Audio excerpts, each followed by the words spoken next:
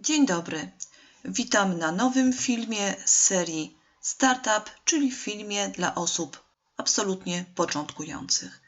Dzisiaj chciałabym Wam pokazać sposób na wykonanie pierwszego koszyka z tekturowym dnem. Takie koszyki przybierają różne formy, mogą być to koszyki z rączkami, mogą być to koszyki, które będą pamiątką jakiegoś wydarzenia, a także koszyki takie bardziej dziewczęce, bardziej retro, ozdobione koronką czy kwiatkami. Również koszyki o nietypowym kształcie, jak na przykład koszyk butek. Wszystkie je natomiast łączy zawsze jedna zasada, jedna wspólna cecha. Są to kosze, które posiadają tekturowe dno, do którego przyklejone są rurki osnowy trzymające stelaż, trzymające formę i są wyplatane najczęściej prostym splotem. Przygotujcie sobie oczywiście gazetowe rurki z nadrukiem lub bez, jak to woli. Mogą być to również rurki wcześniej zabarwione.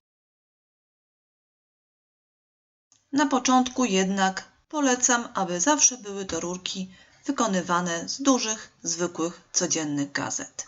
Taką gazetę potnijcie na 6, 5 lub 4 paseczki, w zależności od wielkości gazety.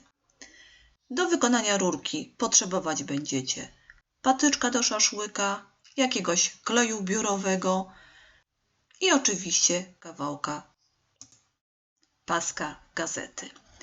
Patyczek układamy przy jednym z rogów wyciętego paska i mocno zwijamy, ściśle z samego brzegu. Pamiętajcie, aby patyczek ułożyć możliwie jak najbardziej równolegle wzdłuż dłuższej krawędzi paska gazety. Prawą rurką zwijajcie patyczek, a lewą przytrzymujcie gazetę, nie gniotąc jej i nie ściskając. Na końcu dajcie kropelkę kleju, żeby pasek się Wam zakleił i żeby się nie rozwijał. Na końcu wyjmijcie patyczek. Rurki możecie barwić barwnikami do tkanin lub bejcą do drewna albo w sposób naturalny, np. rozpuszczalną kawą. Teraz wykonamy dno kosza z tektury i z rurek przygotowanych już wcześniej. Weźcie kawałek tekturki, przygotujcie nożyczki, jakiś klej i wzornik, który nada kształt przyszłemu koszykowi. Na tekturce odrysujcie spód wzornika w 2 egzemplarzach. Teraz go wytnijcie. Nie musi być to zrobione idealnie. Do pierwszego z kartoników przykleimy rurki osnowy. Brzeg kartonika posmarujcie dokładnie klejem biurowym lub klejem do drewna. Przyklejcie patyczki, przyklejcie rurki naprzeciwko siebie, tworząc takie słoneczko. Rurki przyklejajcie zawsze tą szerszą stroną i pamiętajcie, aby rurka weszła na ten okrąg, na ten kartonik około 2-3 cm. Wtedy macie gwarancję, że będzie się to trzymać. Teraz posmarujcie drugi kartonik dokładnie klejem. Nie żałujcie go, to musi się mocno przykleić i to jest również część konstrukcji kosza, więc to naprawdę musi ładnie złapać. Przyciśnijcie kartonik i możecie położyć na to jakiś obciążnik i zostawcie to na 12 godzin, żeby klej dobrze złapał. Następnym etapem jest wykonanie dolnego rantu. Dolny rant wykonujemy po to, żeby zasłonić kartonik. Pierwszym ruchem jest zgięcie dowolnej rurki w prawo, położenie jej na sąsiadującej rurce, przełożenie pod kolejną i zagięcie w górę. Zobaczcie jeszcze raz. Na rurkę i od wewnętrznej strony kosza, pod rurką i zaginamy do góry. Jeszcze raz. W prawo, przed rurką, pod rurką zieloną i w górę. Spróbujcie kilkakrotnie, na pewno Wam się to uda, wyjdzie Wam to później już w krew. Jak widzicie, rurka osnowy trzymana jest z dwóch stron. Ona jest otoczona z dwóch stron i to sprawia, że rurki osnowy ładnie stoją w pionie, trzymają konstrukcję kosza.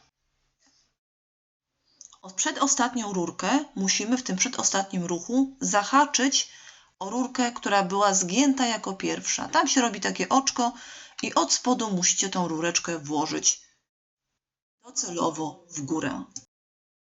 Tak samo robimy z ostatnią rurką. Przekładamy od wewnętrznej strony. Teraz od góry wkładamy w powstałe oczko. Ona musi przejść z góry na dół.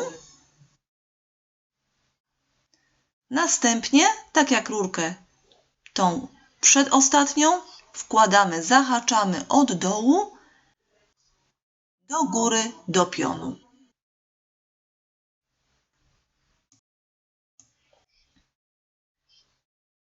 Zabieramy się za wyplatanie ścianki, czyli uczymy się podstawowego splotu ósemkowego. Jedną z rurek zagnijcie w połowie i zahaczcie o dowolną rurkę osnowy.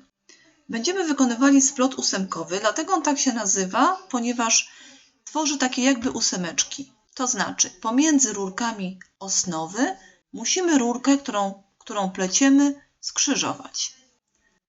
Po wykonaniu pierwszego okrążenia możemy włożyć nasz wzornik, który utrzyma całą konstrukcję.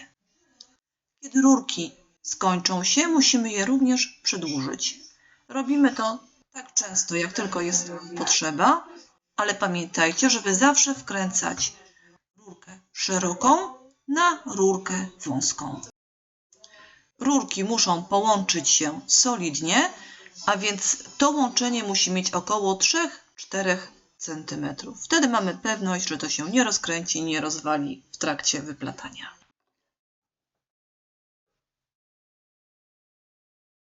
Pamiętajcie także, żeby splot dociskać, wtedy jest on ścisły. Wygląda to po prostu estetycznie i ładnie. Zawsze dociskamy splot z góry na dół. Nie ciągniemy do góry rurek osnowy, żeby ich nie wyrwać, tylko 2 palcami dociskajcie cały splot z góry. Kiedy osiągniemy żądaną wysokość kosza, musimy zakończyć nasz koszyk, czyli pochować rurki osnowy. Do schowania mamy zarówno rurki, którymi wyplataliśmy, a także wszystkie sterczące w górę rurki osnowy. Każdą z tych rurek schowamy najprostszym sposobem pomiędzy splot w ściankę koszyka. Najpierw zegnijcie wszystkie rurki nieco do środka, do przodu, lekko je spłaszczając w tej części tuż przy brzegu kosza. To pomoże Wam je bezproblemowo schować w ściankę koszyka. To jest tak zwane gładkie, proste zakończenie. Pomóżcie sobie drutem dziewiarskim. On sprawi, że z łatwością zrobicie tunelik dla schowania rurki. Opuśćcie ostatni rządek i przełóżcie drut dziewiarski przez 3-4 rządki kolejne. Teraz w powstały tunelik włóżcie pierwszą rurkę osnowy. Pociągnijcie delikatnie. Rurka zahaczy się o ten pierwszy brzegowy rządek. Tak zróbcie z pozostałymi rurkami osnowy. Na koniec lekko to wszystko dociśnijcie, tak żeby rurki schowały się dokładnie w splot. Musicie zrobić to z wyczuciem, uważnie, żeby rurek osnowy po prostu nie urwać. Na zewnątrz utworzy się taka ładna falbanka. Rurek osnowy nie powinno być widać z zewnętrznej strony. Niepotrzebne końcówki możecie uciąć, na przykład przy użyciu szczypiec bocznych. To bardzo przydatne narzędzie, dostępne w każdym sklepie elektrycznym. Pamiętajcie, aby ucinać rurki blisko koszyka, żeby końcówki nie były widoczne.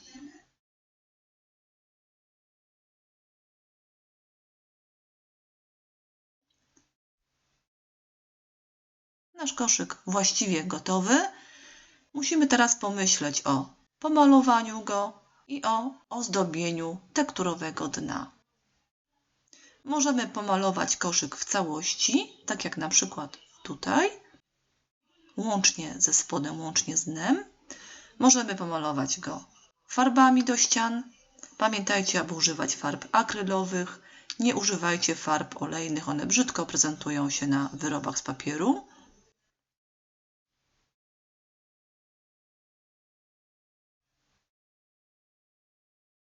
A możecie najpierw przykleić coś na dno kosza, jakiś obrazek, albo tak jak w tym przypadku jest to zgnieciona gazeta.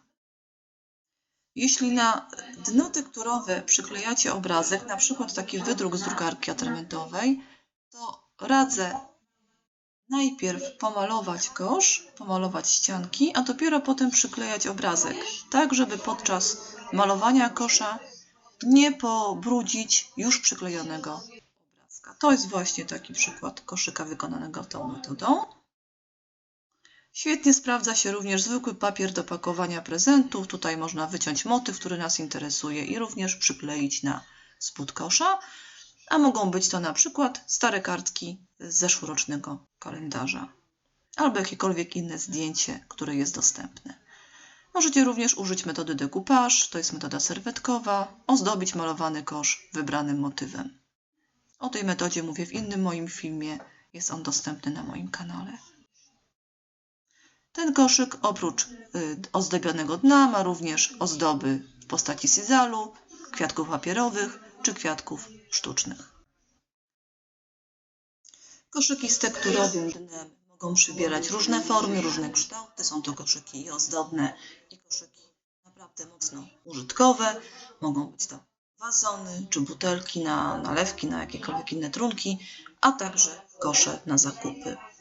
Dziękuję za oglądanie mojego filmu. Zapraszam na resztę moich tutoriali. Mam nadzieję, że skorzystacie i że z przyjemnością będziecie próbowali swoich sił w papierowej wiklinie. A ten przepiękny piesek to moja ukochana